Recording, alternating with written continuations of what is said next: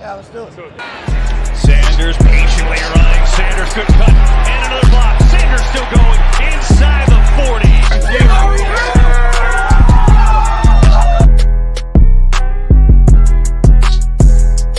NFC East champs.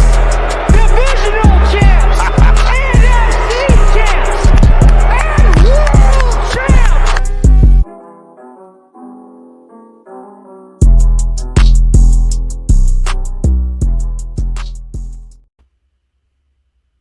Welcome in, ladies and gentlemen, to the Kelly Green Hour. I am your host, Connor Donald. Of course, as you can see, it is not LJ as my co-host today. He is off at a wedding, partying and having a good time, and going to miss talking about the Washington Commanders versus the Philadelphia Eagles Monday nighter.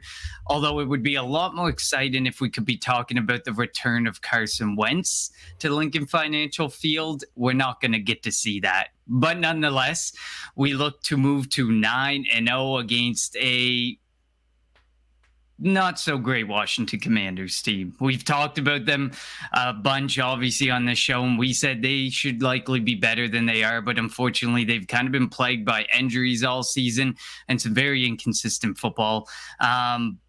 But let's kick it off by welcoming in my co-host, Shane. He is a member of the Painted Lines. He is also a member of the Bleeding Green Nation. You can find him on Twitter at Haff and Haff. That's 2 Fs in those _TPL. Shane, welcome aboard, and thank you for so admirably stepping in. Yeah, thanks for having me. Excited to talk about the Commanders. If that's possible to be excited about, I guess. I think we're more excited to talk about the Eagles, but we will definitely be touching on both sides of the football for both of these teams and some players. Let's start with the injury report before we dive too far into things. So Friday has come and gone practice.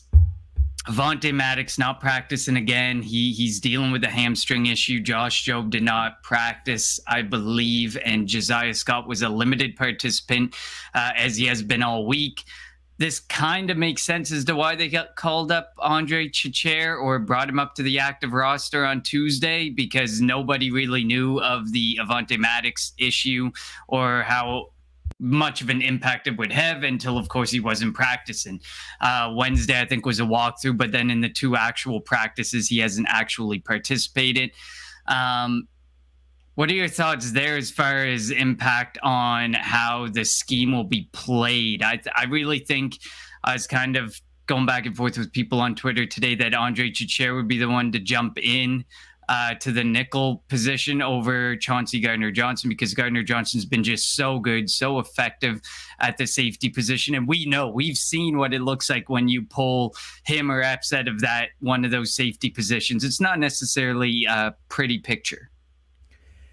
Yeah, so if Avonte Maddox doesn't play, you have the whole dilemma of, do you put Chauncey Gardner-Johnson back in the slot, stick Kayvon Wallace at safety?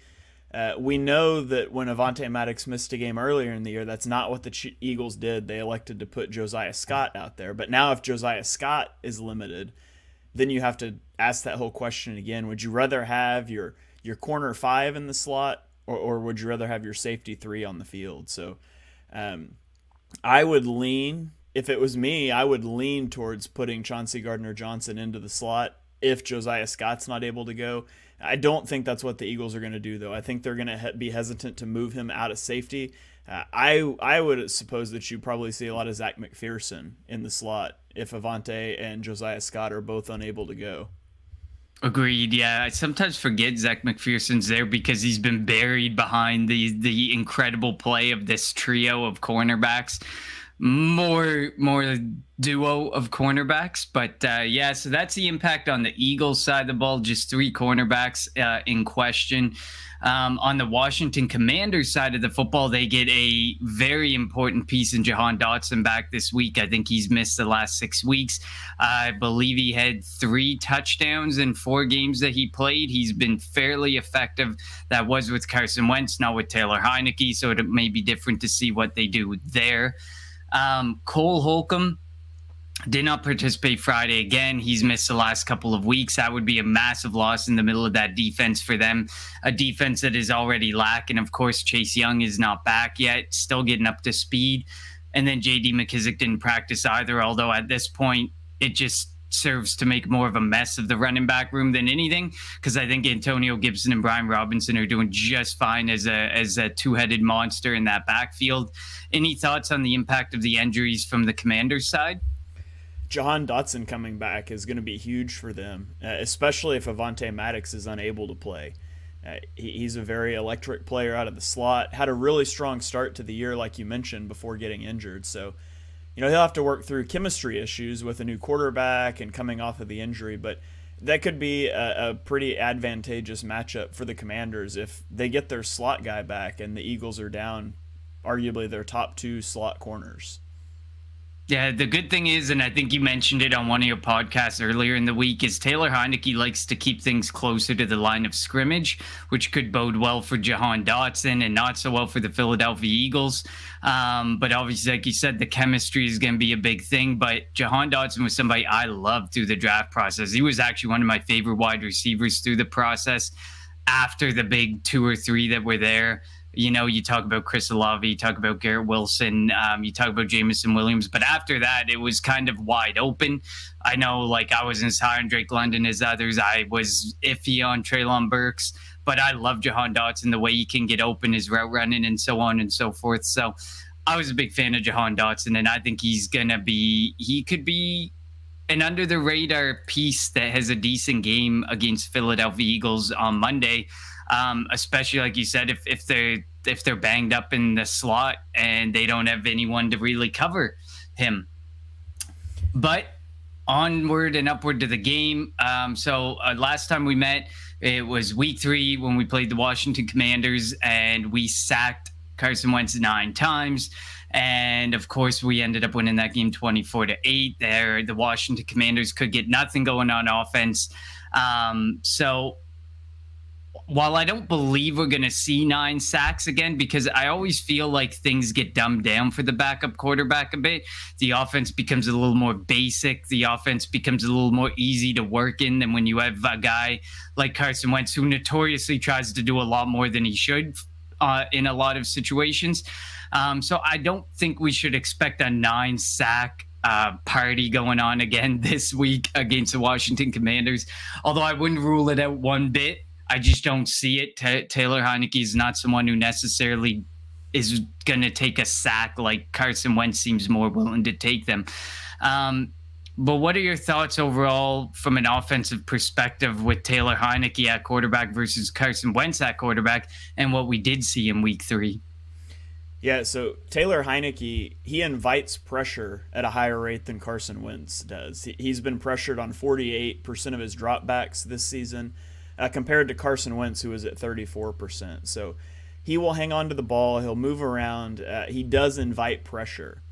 The difference is, although he takes pressure at a higher rate than Wentz did, those pressures translate into sacks much less frequently. Taylor Heinicke's been sacked on 11.7% of his pressured snaps, whereas Carson Wentz was just a little over 25%. So Wentz, he gets pressured and he just sort of turtles and he makes bad plays. Heinicke invites that pressure, but he doesn't really take a lot of sacks. He'll move around. He's not like a Lamar Jackson type, but he's got some athleticism. He likes to scramble around. So I think the pass rush, you're going to see it make an impact on the game. You're going to see it impact Taylor Heinicke, but I definitely wouldn't expect a 9-sack game. The Commanders' offense, since Heinicke took over in Week 7, so we eliminate the early season with Wentz, they're 25th in EPA per play, 26th in dropback EPA, and 21st in rushing EPA. So it's not a good offense. It's really not. It's slightly better than it was under Wentz. The EPA per play has gone up 0.012 points, so not a big difference. The success rate's about the same. So functionally, it's the same offense. I would say that Taylor Heinicke has a little lower ceiling than Carson Wentz in terms of the wow plays. I mean, we all know Carson Wentz can make wow plays now and again, and you just like, how did he do that? And he'll also make plays that just kill his own team. And I don't think you see that with Heineke either. So a little lower ceiling for Heineke, a little higher valleys. Overall, a more steady force than Carson Wentz. So that could be good or bad. He's not going to kill his own team. He's not going to kill your team either, though. No, and one thing that we have seen in the past few weeks is there's a lot more forcing of turnovers and a lot of smart decision making by our cornerbacks. We've seen James Bradbury and Chauncey Gardner-Johnson almost make it impossible on Howie to keep the two of them next season. I think we've almost reached an impasse where you're going to have to make a decision on a DB, and then you're going to have to make the decision on Kaiser White, who I am at this point more than willing to kind of move on from, and Javon Hargrave. I feel like we're really at an impasse. You're probably only going to be able to keep two of those four names. And no matter what you believe about the salary cap and its existence and how we can rig it, at the end of the day, James Bradbury is going to be 29. Javon Hargrave is going to be going into his age 30 season. Kaiser White, a lot younger. Chauncey Gardner-Johnson, a lot younger. So maybe you want to go the younger route. But we all know that he loves that defensive line, so he's going to take a solid look at keeping Javon Hargrave moving forward, especially if we can try and avoid using a top pick on defensive tackle in back-to-back seasons. That would definitely be preferred with 2 first-rounders this season. But like you've kind of alluded to with Taylor Heineke, his yards per attempt are pretty abysmal. His air yards per attempt ranks 35th among quarterbacks. His yards per attempt ranks 20th. While you look at his deep ball completion percentage, it's good. His pressure completion percentage is good. Like you said, at the end of the day, he's not really pushing the ball down the field unless he's forced to. So if the Eagles put him in a situation, he's likely going to be in a lot more uncomfortable position than he normally would be in if we were able to get ahead by 2 scores, 3 scores, and really force him to start pushing the pace of the game and pushing the ball down the field. That very well could happen, and then that could lead to him having to make some decisions that, kind of like we saw with Cooper Rush earlier in the year. We said the big thing was, don't really pressure or bring the pressure with the guy. Well, don't really bring the pressure with the guy because you want him to have to think. You want him to have to make a decision. And when he was left there to make the decisions, he didn't make very good decisions, and we forced a lot of turnovers. We forced some sacks, and it was just a bad day all around for Cooper Rush. And I could see similar to Heineke, although Heineke, I think, is leaps and bounds above Cooper Rush as a quarterback. So I don't want to give Cooper Rush too much credit in this conversation. But I would agree with the sentiment that you have. The touchdown rate's low. There's just not a lot happening in this offense. And like you said, is it a little bit better without Carson Wentz? Yes. Is it a lot better or noticeably better? No. And when they went out and they got Carson Wentz, I kind of thought to myself, they're such similar quarterbacks in a way that to me, it did not make any sense why they went out and invested the way they did in Carson Wentz with all the, what you've heard in feedback from other teams or reports out of other teams' camps about the situations that he's created in those locker rooms. So it's unfortunate, but they made the decision. I probably would have went with Heineke, but that's my personal take on that situation. As far as the running back situation goes, I feel like people underrate this running back situation, but it's because the passing game can't really get going. I feel like if you had a better passing attack here, you'd see a lot more out of Antonio Gibson. You'd see a lot more out of Brian Robinson, more Brian Robinson than Gibson, because Gibson's been the beneficiary of the checkdowns of Taylor Heineke. But I think you'd see a lot better out of Brian Robinson if you were able to open up that field more, which they haven't been able to. What are your thoughts on the running back room, especially with the fact that, and I know you had something where you talked about why the Russian defense of the Eagles doesn't necessarily matter so much, but we do have a bit more of a tougher schedule as far as running backs go. So what do you think about the impact of these 2 running backs on this game? Yeah, I really like Antonio Gibson as a player. To me, he's what you want as a running back. He's got some slot receiver flexibility. He's good out of the backfield on passing plays, which is primarily what I'm looking for in a running back. I want a guy that can be used in the passing game, a guy that can pass protect. And, if you scheme things right, anybody can run behind a good offensive line. So I like Antonio Gibson. I haven't seen a lot of Robinson. Of course, his career gets off to an inauspicious start, so always good to see him back on the field. But the football team, they've changed names too many times. It's hard to keep up. The Commanders, their running game is nothing special. Like I said, the 21st rush EPA. That said, the Eagles don't have a very particularly good run defense. They may look better than that against the Eagles. It's not something that I'm really scared of, though. There's really not anything on the offense that scares me. Like, I think their best threat is Terry McLaurin, deep balls. And when Taylor Heineke throws those, it's just throwing them up in coverage and trying to let Terry McLaurin go make a play. And he might do that a time or two, but that's not going to lose the game for you. And so attacking the Eagles defense, I feel like they're going to have to try to slow the pace of the game down. They're probably going to want to run the ball. I mean, if you're playing an offense that's clearly better than you, if you can go on long drives and kind of shorten that game, that's ideal. So if I was the Commanders coaching staff, that's how I would game plan against the Eagles. I would want to go on slow, methodical drives, running the ball a lot. And so I would feature Robinson and Gibson pretty heavily early in the game. Agreed. I know one big thing is the Eagles have absolutely dominated time of possession for most of this season. They're definitely, I think, in the top 3 in the league in this category. So they are dominating that. And it usually goes back to the second half where they start running the ball a lot more and their drives go on for 8, 9, 10 minutes and then teams just get buried because of it.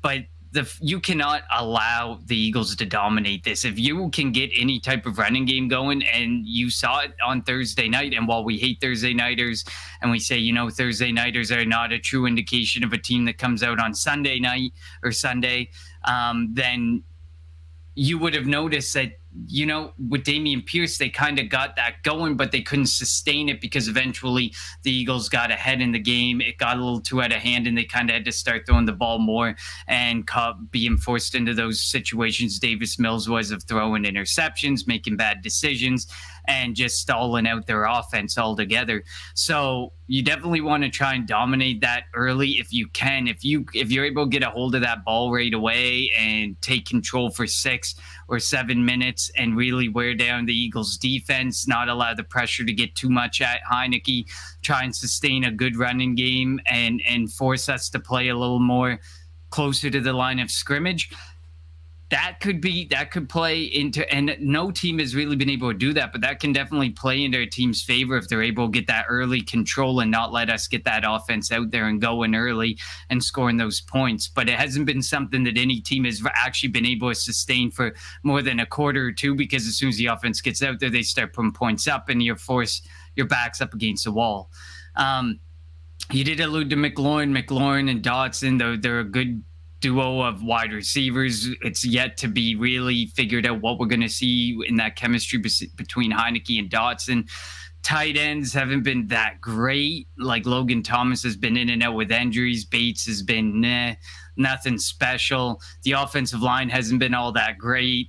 They've been banged up a little bit, but they just haven't really been all that great altogether. I don't think there's any more to add on the offensive side of the ball for the Washington Commanders, unless you can think of anything. Yeah, you look at the Commanders' offense against the Eagles' defense is not what will decide this game. If the Commanders win the game on Monday night, it won't be because of their offense. It'll be because of their defense. And their defense has played pretty well over the last couple of weeks, and we'll get into that. But to me, they're just going to try to hang on offense and try to let their defense make some plays and keep them in the game. I like it. We'll move into the defensive side of the ball for the Philadelphia Eagles, since we just talked about the offense and we've kind of alluded to it a little bit. Overall, the defense is just purely dominated games. I mean, the game wasn't all that great on Thursday, but they made the plays when they needed to make the plays. They won the ugly game. Those are games that last year's Eagles, the year before, probably they lose. But we've seen, like you said, you kind of alluded to, we've seen like Javon Hargrave's been the biggest source of pretty much sacks. over the last couple of weeks. And otherwise, we've seen a lot of pressures. And like you alluded to earlier in the episode, this feels like another game where we may see a lot of pressures that don't lead to sacks, which a lot of fans are kind of frustrated with because they think that although I think we're still top 10 in sacks, we might just be on the fringes of it now. They feel like pressures or hurries don't count like sacks do, and that we need to be getting sacks to be getting home. I think the front four has been really good. While it is frustrating not to see them get home all the time, they are the driving force behind a lot of the mistakes that the quarterbacks make. They get uncomfortable. They're forced out of the pocket. They're forced to throw under pressure, and they make the decisions that they make that lead to interceptions. And then it's good plays on the back end by Chauncey Gardner-Johnson, James Bradbury, Darius Slay, among others. Do you think it's anything to worry about with this defensive line, that the sacks don't come in the droves that fans expect or think that it should? No, not at all. I think sacks are largely a luck-based stat, similar to interceptions. I mean, you can have good coverage and the ball just go off a guy's hands the wrong way, and you don't get an interception versus it bounces off a guy's hands right to you and it is an interception. It's the same thing with sacks. As long as you're constantly putting pressure, if that moves the quarterback off his spot, flushes him out of the pocket, takes away half the field, that's very impactful. And I mean, obviously you'd like to finish sacks. You don't want guys missing sacks. But as long as you're consistently generating pressure, that's good enough for me. And it's been good enough for this defense. I mean, the defense has been remarkable this year, particularly against the pass. They're the number one DVOA passing defense right now, and they lead the league by far in turnover differential. And some of that goes to the offense not turning the ball over themselves, but the defense has generated big plays, and a lot of that starts up front. A lot of these interceptions, it looks good for the defensive back, but it starts up front with the pressure on the quarterback too. Absolutely. And last year it was all about, we don't force turnovers, and the frustration was there. Now, instead, where you don't get the sacks and there's a frustration there, but these are the same fans who are going to sit there and say, Trayvon Diggs, 10 interception or whatever he had last year, 10, 11 interceptions, led the league in interceptions. He got the call to the Pro Bowl over Darius Slay based on that glorified stat. Sacks can be called the same thing. Sacks can just be a glorified stat. Sacks don't necessarily mean... They mean something, but they don't necessarily have to mean a whole lot when the pressure is what's generating the turnovers on the back end for this defense. I want to get your thoughts on this comment here from Dave. Do you think another team may be willing to overpay for Hargrave? I think someone may be willing to pay more just to get D-line help. I don't think it's certain Hargrave returns. What we have seen from Howie is he's kind of good at, when things are going well, getting players back on team-friendly-ish deals, or front-loading a deal, back-loading a deal, rigging some guarantees up to make the deal a lot better for a player, whereas some other managers haven't seemed to figure this out yet. I think if the season continues to go good, which obviously that doesn't look like it's going to trend too poorly in any other direction yet until the playoffs come around, I feel like you have a better chance of getting a guy like Javon Hargrave back than you have of some of the younger guys, because they will want more money than a guy like Javon Hargrave. What are your thoughts there, Shane, on this? Yeah, it depends on how his season ends up. I mean, he's a tremendously hot and cold player. We saw him start last year off with a bunch of sacks, and you thought he was going to hit like 15 sacks, and then he just kind of cooled off. And he started this year a little cool, and obviously 5 sacks in the last 2 games. So if he continues to play at that rate, I would imagine he'll get a pretty big deal in free agency.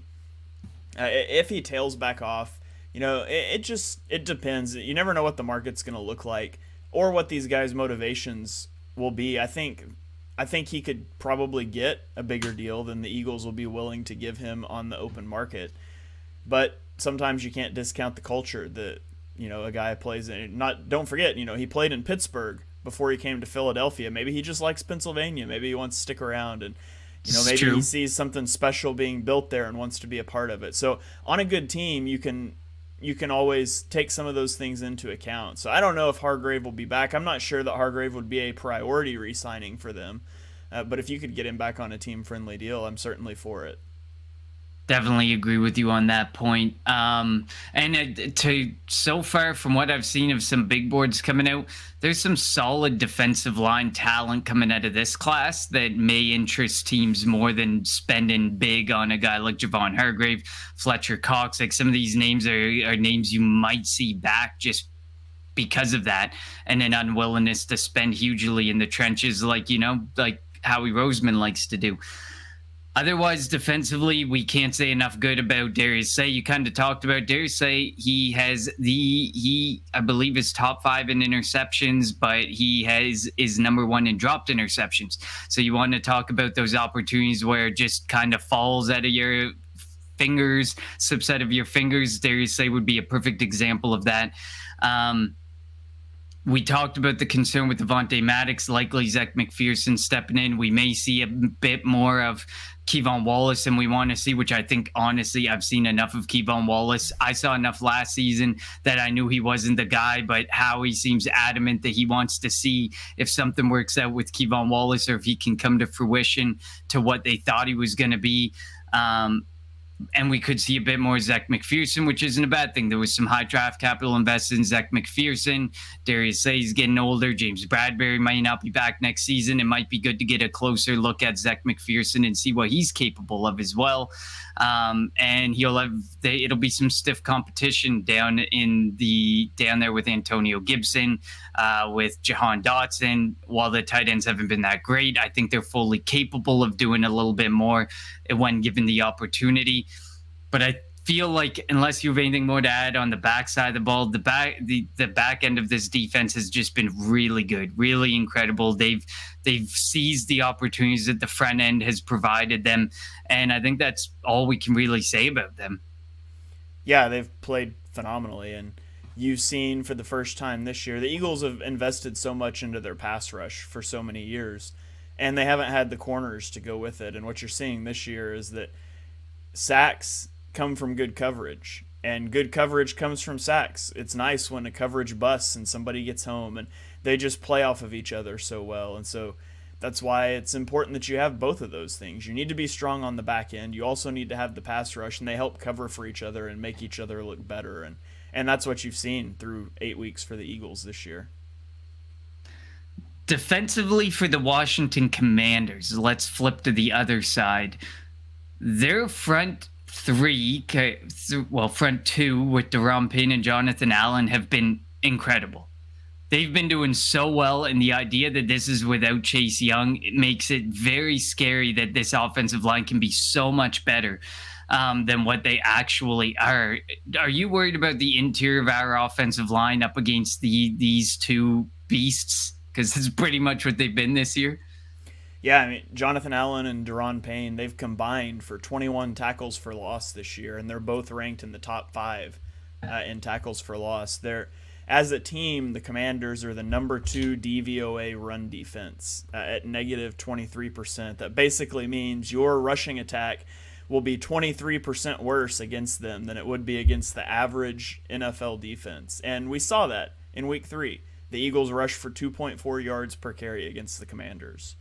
I don't think this is a good running game. This isn't a good matchup for running the ball for the Eagles.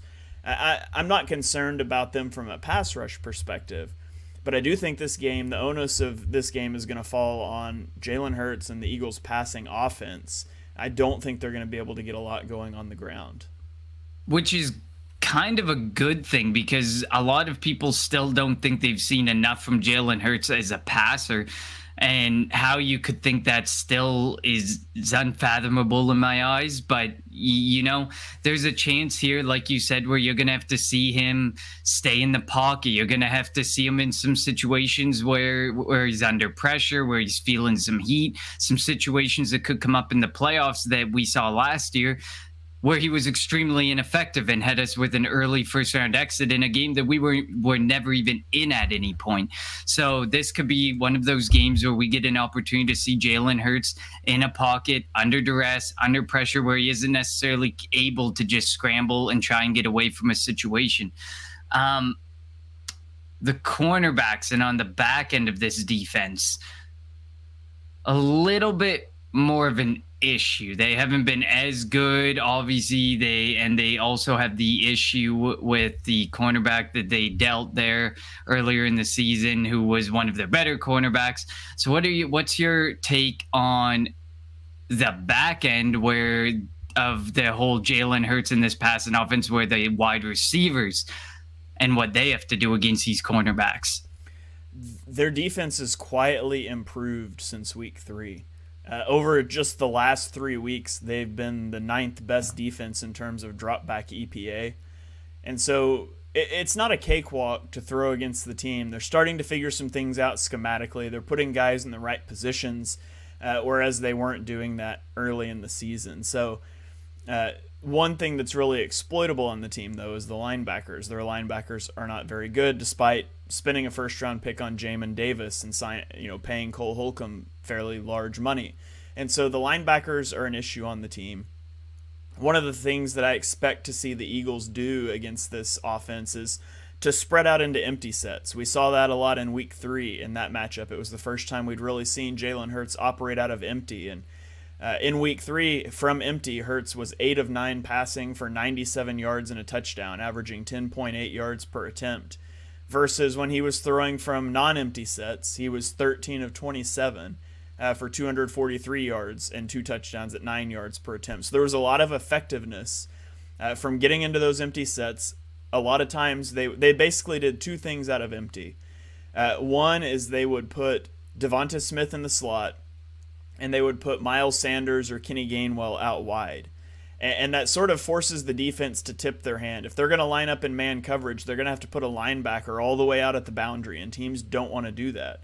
So it sort of forces teams into zone coverage looks, and now you have Devonta Smith in the slot working a two-way go against a linebacker, and that's an obvious advantage for Devonta Smith. There's a reason that he had his biggest game of the year, 146 yards in week 3 against the Commanders. And then the other thing they did out of empty is they would put Devonta Smith in the slot flanked by A.J. Brown. And it was the same sort of thing. You're going to line up with 3 defenders over 2 receivers. And wherever that extra defender, wherever that safety gives help, if he helps the linebacker on Devonta Smith, then A.J. Brown's one-on-one with the corner out wide. And that's obviously a matchup you will take as well. So I expect the Eagles to spread it out a lot, spread and shred against the defense, and utilize a lot of those sort of empty looks early in the game. I like it. Definitely an interesting look into the situation or the scheme that the Eagles might have to use in order to really be effective in this passing offense. I like that they are still giving up a lot of passing yards per game, but even over the last 3 weeks. But like you said, they are figuring out some things more schematically than other teams or than other cornerback rooms who may be doing a lot worse. So this defense is definitely one. And this is one of the reasons. This defense was one of the reasons that me and LJ have talked about, saying, it feels like this team should be better than they are. But it feels like it would be buoyed by this defense versus this offense, because the offense, like you said, no matter what quarterback has been at the helm, just hasn't been that effective and just hasn't been able to do a whole lot. Whereas this defense, without their star pass rusher, without their superstar pass rusher, and Chase Young, have been able to figure a lot of stuff out. And as soon as you plop him in there, and it's that front 4 of Montez Sweat, Deron Payne, Jonathan Allen, and Chase Young, this defense probably has a good opportunity to figure things out a lot more. And of course, Cole Holcomb getting healthy as well would be nice, because he's been really effective, maybe not necessarily in coverage, but he's been a very effective tackler for them. Whereas Jamin Davis, like you said, just hasn't been what they expected, which obviously he's uber athletic, but there was a concern about how his game could translate to the NFL level. And we've seen it with a lot of athletes before, is can they translate to the NFL level or not, just based on their athletic ability, which we're starting to see with Davis, and maybe that isn't necessarily working out. Philadelphia Eagles offense, we'll go and check on them very quickly. Like you said, you've kind of alluded to a lot of things. Does this feel like a game where Dallas Goedert could be extremely effective again? He was really good on Thursday night. He went, 9 for 101 against the Texans. Could this be another game where if they where the linebackers are a weaker position and they're more focused on, the guys like Miles Sanders, Kenneth Gainwell, Devontae Smith, A.J. Brown, whatever is being schemed up? Could Dallas Goedert be one of those guys who's just a lonely guy out there that ends up getting a lot more looks? It could be. It doesn't strike me as a particularly big Dallas Goedert game. They certainly like to utilize him in like the screens out of empty, that sort of thing. He was so effective against the Texans because they run so much cover 2, Tampa 2 defense, and so they could hit him on those outbreaker routes against zone. He's been so effective against other teams like the Jaguars and the Cowboys because they run a lot of the RPO stuff to leave the defensive end unblocked. But the problem is that I don't think that's going to be super effective against the Commanders because the bulk of their run defense is up the middle, and you can't leave those guys unblocked. You can't account for those guys with RPOs, and so they don't have a linebacker that I feel great about covering Dallas Goedert one-on-one. So he could see some balls come his way there. But I really do think this is going to end up being more of a Devonta Smith, A.J. Brown sort of game than Dallas Goedert.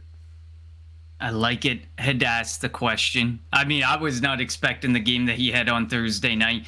But as you kind of alluded to, this scheme kind of worked to his favor, and he was able to be extremely effective in taking advantage of that scheme.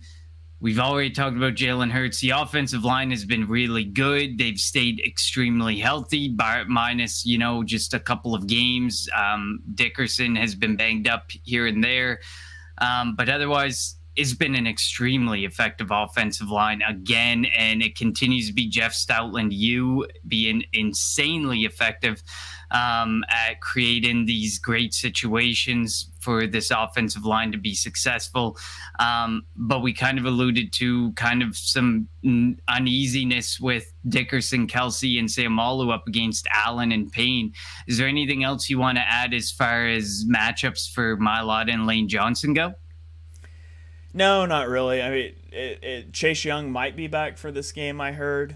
But, Jordan Mailata, you could watch a little bit. He's struggled over the last couple of games. But I just don't worry too much about the Eagles' offensive line. It's about as sure a thing as you're going to get in the NFL. And then when you do have a quarterback like Jalen Hurts with his mobility, he can even erase a lot of offensive line mistakes. So the combination of the mobile quarterback behind them and just the level that they've played at, I'm not really concerned about the pass rush. More so just if the Eagles will be able to run the ball in the game. Definitely, and it goes on both sides as Jalen Hurts and Miles Sanders. Can one of them be effective as a rusher? That would be great. But if they're able to mitigate the impact of both of those guys on the offense, it could make things a little bit different for Jalen Hurts, a little bit dicier than that situation that we've usually seen for Jalen Hurts. Dave is in here saying he would like to see you as a guest more moving forward. We'll try. We've tried to get Shane on. He's a busy man. He's got like 3 or 4 other shows on the go. So, but we'll definitely try and get Shane on. We like to bring on our Painted Lines family when we can, and I'm sure LJ would love to bring Shane on as well. So now we've kind of talked about a few different matchups. Now it's time to narrow it down to one matchup that you're really, and one player that you're really looking at, more one player. So one player on the offense, one player on the defense for the Philadelphia Eagles that you're looking at that you think could have a very good game. For the defense, I'll go with Javon Hargrave. He's excuse me. He's a key cog in the run defense now with Jordan Davis out. The only thing that worked, Jonathan Gannon tried about 3 different things to slow down the run on Thursday night, and the one that finally worked in the second half was shifting Javon Hargrave to being the nose tackle, which he came from Pittsburgh. They ran a 3-4. He was more of a 0-tech, 1-tech there, so it's not an unfamiliar role for him, but he was still able to chain pass rush moves off of it and affect the passing game as well. So he is the key guy to watch on the defense, both in terms of stopping the run and still being able to chain effective pass rush moves out of that one tech position. So if the Eagles succeed defensively, I think a lot of it starts up front with the impact he's able to have on the game. And then on the offense, I think it all goes down to that Jalen Hurts, Devonta Smith connection. I expect to see that connection early and often. Devonta Smith has not been as involved in the offense this year, obviously, as he was last year when he was the only receiver on the roster, basically. I think this is the sort of matchup that dictates a little bit more to Devonta Smith's way. So I'm expecting a big game from Devonta Smith as well. I like it. And as Devonta Smith has alluded to, he doesn't give a shit about people's fantasy football teams. I guess he's probably catching some flack for that. But we kind of knew and we've kind of seen it, is Jalen Hurts zeroes in on a specific player based on the situation that he's provided by the other team's defense. And it just so happens to be a guy like Dallas Goedert can take advantage of it. A guy like A.J. Brown can take advantage of it. Devonta Smith has had a week or two where he's taken advantage of it. But the way that this offense runs, especially in the second half where they don't pass the ball as much, there isn't necessarily an opportunity for these guys to see as many targets as they could in a Buffalo or a Cincinnati, where they throw the ball insane amounts, whether in a positive or a negative game script environment. The Eagles are a lot more comfortable just running the ball down their throat, running the clock down and taking the W, whereas other teams just continue to apply the pressure or are forced into situations where they have to continue to throw the ball and force their offense to keep moving things towards the end zone and getting more points.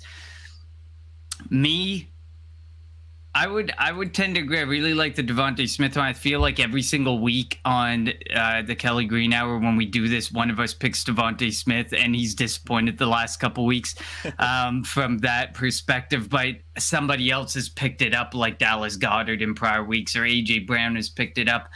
I would agree with you there. I think it can be a Dallas Goedert game. I do think it can be another Dallas Goedert game because I don't want to pick the exact same guy as you. I think Dallas Goedert can be really effective. There's no real linebacker that can cover him. Then it leaves you to the safeties, but the safeties, at least one of them is going to be over top, working on covering, working on supporting against Devonta Smith and A.J. Brown. So finding a way to have any type of good one-on-one matchup doesn't seem like it's going to work in the Washington Commanders' favor, minus the rush defense. That seems to be the only spot where they may have the biggest impact at stopping Miles Sanders. This is not going to be a Miles Sanders night, and I don't think this is going to be a Jalen Hurts night on the ground. Defensively, I'm going with Gardner Johnson, and I only believe this because I think that they're going to use him in a lot of different looks based on the Avonte Maddox situation, based on that situation that seems to be transpiring in the slot with the injuries. He may be used in a number of different roles, which could give him a lot of opportunities in pass coverage to make some big plays. I could see another game with another interception for Chauncey Gardner-Johnson, a minimum one interception for him, and some pass breakups and stuff. I just think his usage is going to be modified because I feel like they would prefer him to be a guy to really support versus Zach McPherson, who we likely will see more. But even if you have Zach McPherson out there, I think Gardner Johnson will be helping over top or keeping a very close eye on what's going on down closer to the line of scrimmage and in the slot with that situation. What about the Washington Commanders? Give me a offensive player and a defensive player that you think could have big impacts this week. Offense, I'll go Jahan Dotson. He's coming back, like you mentioned, off of injury, and he's probably going to have a favorable matchup in the slot. So if they're able to exploit a weakness in the Eagles' defense, I do think it comes from that, having to have Zach McPherson, who's your CB5, or something else, whatever the Eagles choose to do to counter that. But he's going to be the key, I think, to stopping on the offensive side of the ball. On defense, I mean, you got to go with the two big guys up front, Daron Payne, Jonathan Allen. If the Eagles are able to move them off their spots, able to block them up, then obviously that's going to do huge things for the Eagles' rushing attack. So I'll go Jahan Dotson and then just that defensive tackle duo of Daron Payne and Jonathan Allen for the Commanders' defense. Yeah, I'm not going to have anything more unique defensively because really Payne and Allen are the biggest ones. They're the core. They're the reason that this defense chugs the way that it chugs and has improved. Like you said, schematically, they've improved from a cornerback perspective. But I feel like that everything, kind of like the Philadelphia Eagles, everything comes back to that front. For them, it's a front two, but it's going to be a very vicious front four when Chase Young's able to get back on that football field. But it all comes back to Payne and Allen. And if you pick Payne, I would have picked Allen. Since you picked them both, I'm going to pick them both as well. It I'll only take makes one, you sense. take the other. Exactly. Offensively, I really like the Dotson one. Dotson feels like a guy who he's got. I feel like he's going to score a lot of touchdowns in this offense. I feel like they kind of go work that direction with him. He kind of seems to be one who gets the biggest advantage from Terry McLaurin and the coverage that Terry McLaurin draws and the attention he draws. Same with Curtis Samuel. They draw a little bit more attention than Dotson does, where, I mean, defenses are probably locking more into Dotson. I just don't think that they can lock in as much to Dotson this week based on the situation that's transpiring in the slot corner, nickel corner position with the injuries. I'm going to go with Antonio Gibson, though. We've seen issues with the run defense, and while Brian Robinson has been okay, he hasn't been extremely effective. I feel like Antonio Gibson's been the more effective guy. You probably will see Brian Robinson on the early downs. In check down situations, Gibson will be out there. Passing down situations, Gibson will be out there. And in a lot of situations where maybe Brian Robinson has given them a couple good runs and worn down the defense, you're going to see Antonio Gibson, and he's more than capable of getting some good breakaway runs. And that is something that scares me because Dameon Pierce, he ran the ball 27 times. While you're not going to see Gibson run the ball 27 times, you may see them try and run the ball enough to wear that front four down enough that when Gibson comes out, they can get him a favorable situation and get him running a big run down the field. And in the open field, obviously, we have struggled. While we have cleaned it up a little bit from time to time, we still have these games like last week where we have a ton of missed tackles. And Antonio Gibson strikes me as someone who, if you dump the ball off to him and you look for some yards after the catch, he's a guy who's going to make a lot of people miss. He's going to be a guy who's going to force us some missed tackles for us. And we've been notorious for them. At least in 3 weeks this year, we've had over 15 missed tackles. So I wouldn't be surprised if this could be another week with this duo of Robinson and Gibson, and then you have Jahan Dotson, Terry McLaurin, Curtis Samuel. A part of me feels like, and the offensive line hasn't been the worst in the world, and a lot of them are younger and still working on things and trying to gel. I feel like, and we say this so much about a lot of teams, they may be a team that's a quarterback away. They just haven't found the answer at quarterback, but Curtis Samuel's been effective. Dotson's been effective. McLaurin's been effective. They just aren't being provided the opportunity to be extremely effective because the quarterback play just hasn't been that good. And like I said, I think Robinson and Gibson can be an extremely underrated duo of running backs. And while I don't want to continue to praise a divisional rival, I feel like they've just been backed up against a wall in a number of situations with injuries and with the quarterback play that they haven't been able to be the team that they could be going forward or in the future with the right quarterback in play. Yeah, they've wasted a fantastic pass rush, a fantastic front seven with poor quarterback play and with a poor secondary.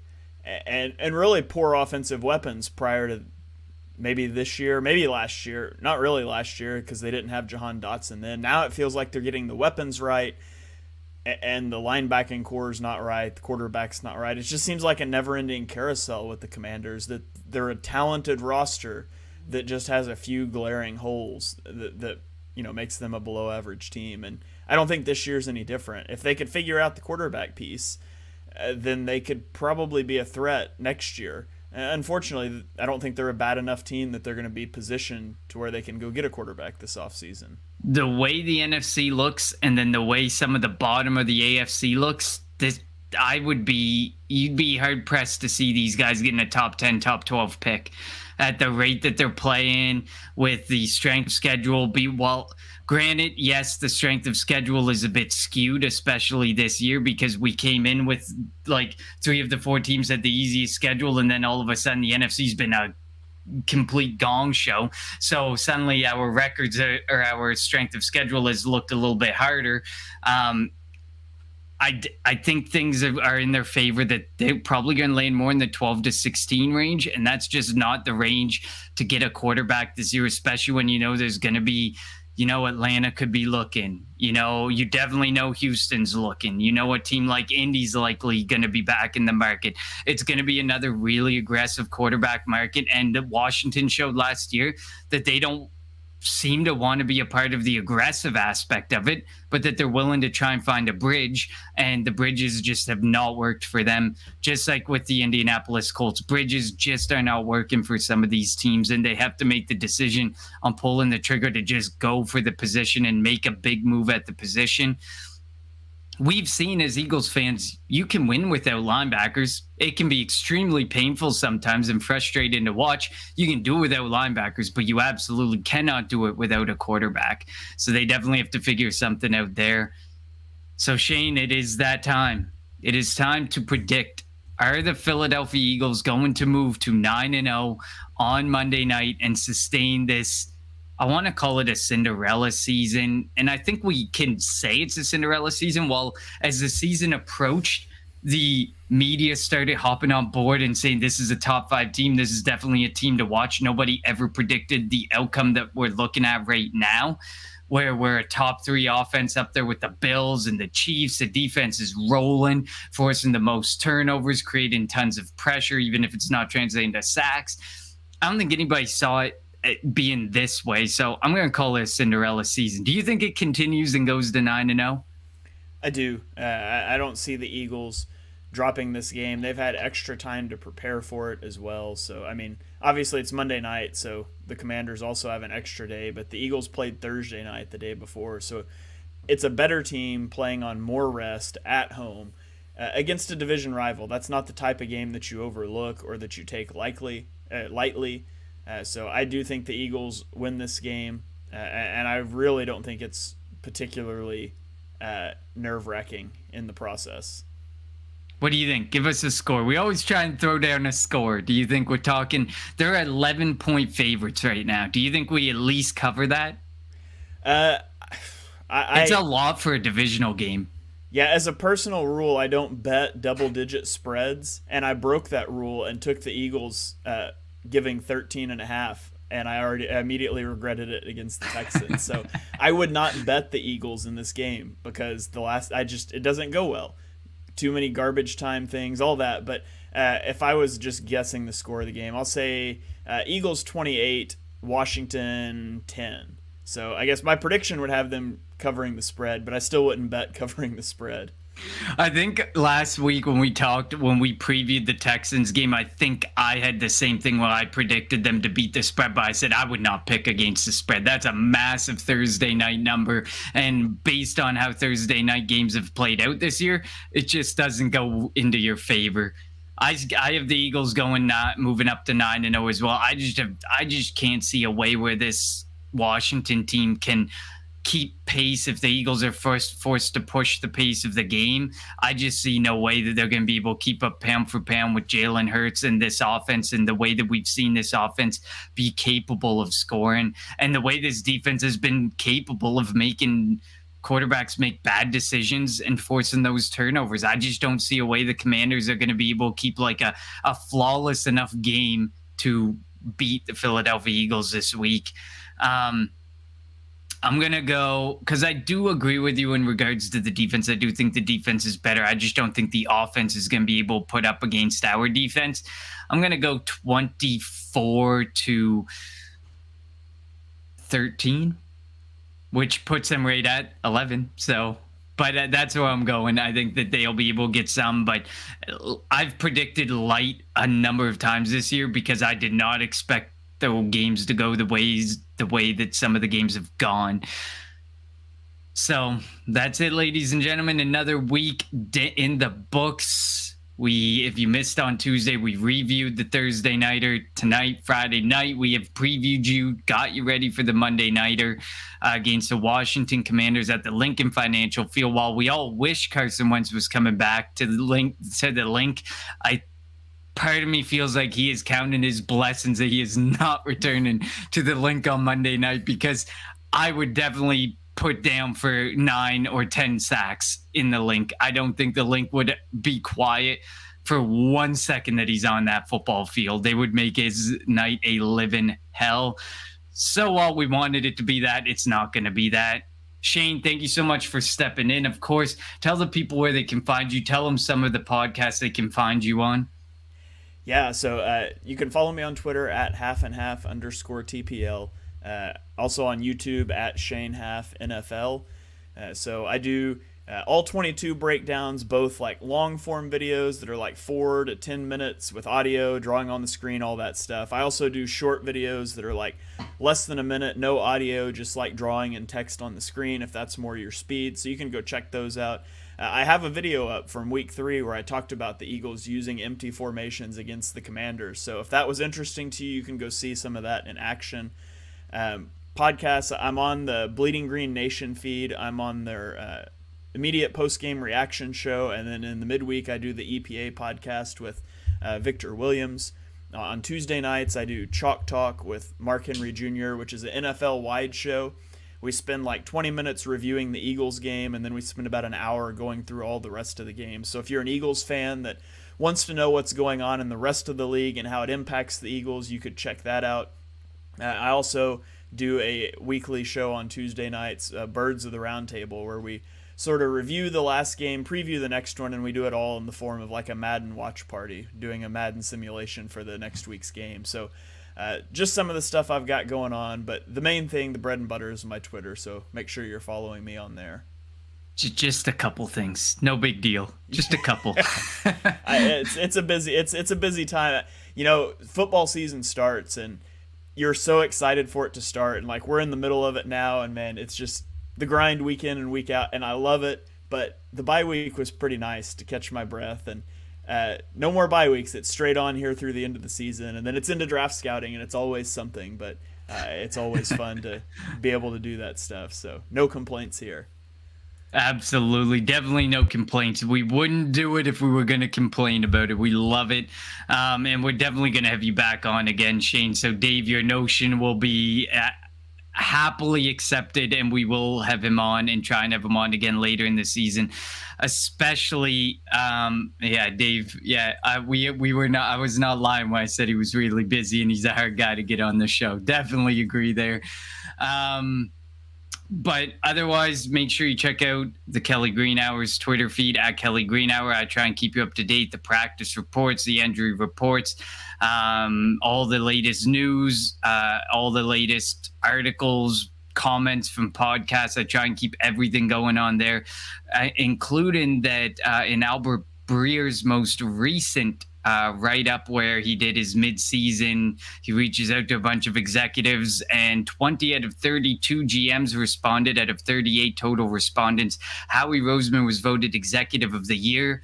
I believe it was Sirianni was second in Coach of the Year voting, and Jalen Hurts was second in MVP voting. So there's a lot of respect for the Philadelphia Eagles right now, and it feels good to be an Eagles fan. So check out the Twitter feed. Check out myself at Connor10, TEN on Twitter. I don't do as much there because I spend all my time on my other Twitter feeds trying to keep those updated.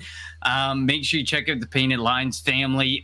Usually I'm almost certain LJ has it written down somewhere. I don't remember where it all is. We have a YouTube channel. We have that just surpassed 7,000 subscribers. Thank you, everybody. Make sure you go. Don't be a stranger. Hit that subscribe button.